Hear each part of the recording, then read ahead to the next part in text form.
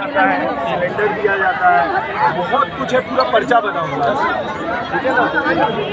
जो पर्चा है उसके अंदर सारी बात लिखी है। इसमें उनका ये हिसाब किताब है कि समाज की सबसे पिछड़ी और सबसे कमज़ोर कड़ी में जो लोग हैं, जो लोग पीछे रह गए हैं तरक्की करने में, उन लोगों को सहायता दी जाती है। और आज का जो कार्यक्रम था उसी योजना को सुदृढ़ करने की जो स्कीम थी, उसी में आज 3180 लोगों ने समाज के ऐसे वर्गों से जो गरीब कल्याण योजना के किसी न किसी कारण से लाभार्थी रहे हैं, उन लोगों को जोड़ा गया।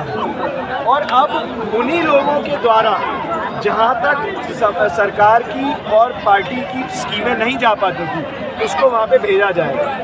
तो इसी कार्यक्रम को 3180 लोगों को, जो पिछड़े, अति पिछड़े, दलित, ओबीसी, गरीब, स्वर्ण, कोई भी इकोनॉमिकली वीकर सेक्शन, उन सब लोगों, समाज से वो सब लोगों को जोड़ा गया। और यही कार्यक्रम था जिसमें गृह राज्य मंत्री श्री नित्यानंद राय जी स्वयं आए थे और उन्हीं के मार्गदर्शन में ये सारे लोगों को ज्वाइन कराया गया। ये पिछले 4 महीने से मुहिम चल रही थी। हर पंचायत से वाल्मीकि नगर लोकसभा के 30 लोग लिए गए, हर पंचायत से। तो ये नहीं है कि एक गांव के हैं या एक पंचायत के, ऐसा कुछ नहीं है। पूरे चंपारण के 212 पंचायतों से इन लोगों को ज्वाइन कराया गया है, जोड़ा गया है पार्टी से। तो इसमें दोनों काम हो रहे हैं, पार्टी भी मजबूत हो रही है, पार्टी में ऐसे लोग आ रहे हैं जो पहले कभी भारतीय जनता पार्टी से जुड़ते नहीं थे, अपने आप को रिलेट नहीं करते थे, तो वो लोग आज पार्टी में आ रहे हैं। और वही लोगों से काम भी कराया जाएगा, इन योजनाओं को भी उन्हीं के सेक्शन तक पहुंचाया जाएगा। सर, आपने लगभग 3100 लोगों को भाजपा में ज्वाइन करवाया है, तो ये सब क्या समझा जाए सर? ये तो बहुत बड़ी कामयाबी तरफ से कहा जाए, आपकी तरफ से टिकट मिलने देखिए क्या, देखिए सबसे पहली चीज़ है कि ये योजना पूरे हिंदुस्तान में चल रही है भारतीय जनता पार्टी की। और जो मुझे गृह राज्य मंत्री जी ने बताया कि पिछले 1 साल से ये योजना बिहार के भी अलग अलग ज़िलों में चल रही है, मगर कहीं पे भी 600 या 800 लोगों से ज़्यादा ज्वाइन नहीं करा पाए हैं वो एक जगह पे।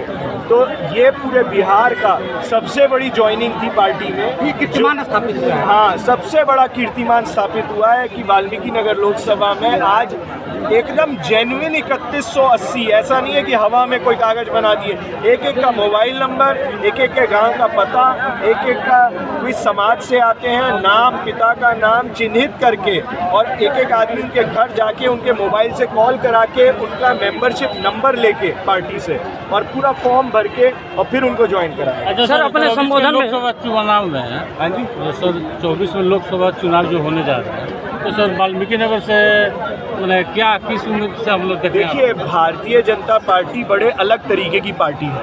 इसके अंदर चुनाव कौन लड़ेगा पार्टी डिसाइड करती है, टिकट किसको मिलेगा ये पार्टी डिसाइड करती है। और हम सब लोग भारतीय जनता पार्टी के कार्यकर्ता हैं।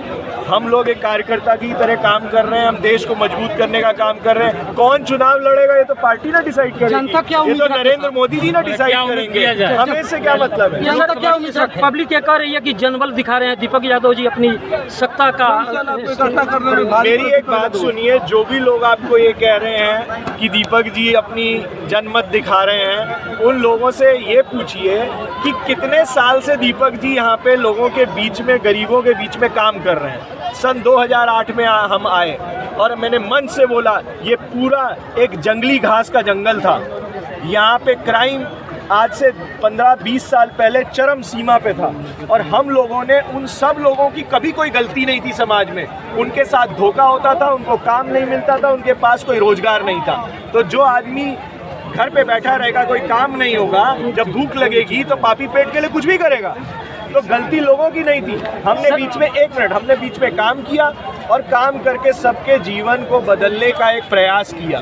तो जो प्रयास किया तो एक जुड़ाव हुआ, एक प्यार मोहब्बत हुई कि उन लोगों ने मेरे में एक बिजनेसमैन नहीं, ये देखा कि नहीं, ये ऐसा पहला चीनी मिल मालिक है जो लोगों के, किसानों के बीच में घर में जाके बैठता है। कभी किसी के चेहरा नहीं देखा किसी चीनी मिल मालिक का, और हमें क्या पड़ी है उनके बीच में जाने की।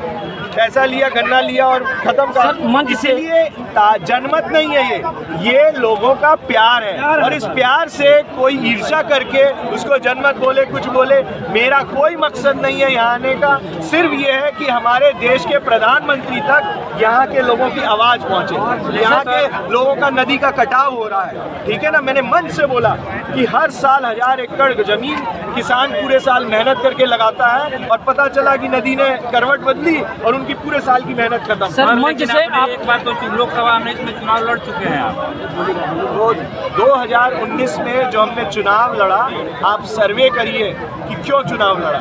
मेरे इन्हीं किसानों ने मेरे को कहा कि साहब, हम जब से देश आज़ाद हुआ है हमारे साथ चुनावी माहौल होता है और बहुत सारे ठगे महसूस करते हैं। हमसे बड़े बड़े नेता लोग आते हैं चुनाव के टाइम, बरसाती मेंढक की तरह वोट लेते हैं और चले जाते हैं। मिलता हमें क्या मिलता है? बाबा जी का ठुल्लू, ठीक है। तो उन लोगों की बात सुन के हमने जो कार्य लोगों के बीच में उद्योग में किया, उसी ईमानदारी से हमने कोशिश करी कि जो राजनीतिक है, जो ताकत होती है और जो काम होते हैं सरकार के, वो भी साफ सुथरे ढंग से। सर मंच पर मगर जब हम चुनाव लड़े तो रिजल्ट क्या हुआ हमारे, तो हम भी चुपचाप बैठे हैं, हमें क्या दिक्कत है। सर मंच पर आपने अपने संबोधन में, जनता लड़ेगी आपके साथ तब ना कुछ होगा। जी सर, मंच पर आपने अपने संबोधन में बोला था कि यहाँ पर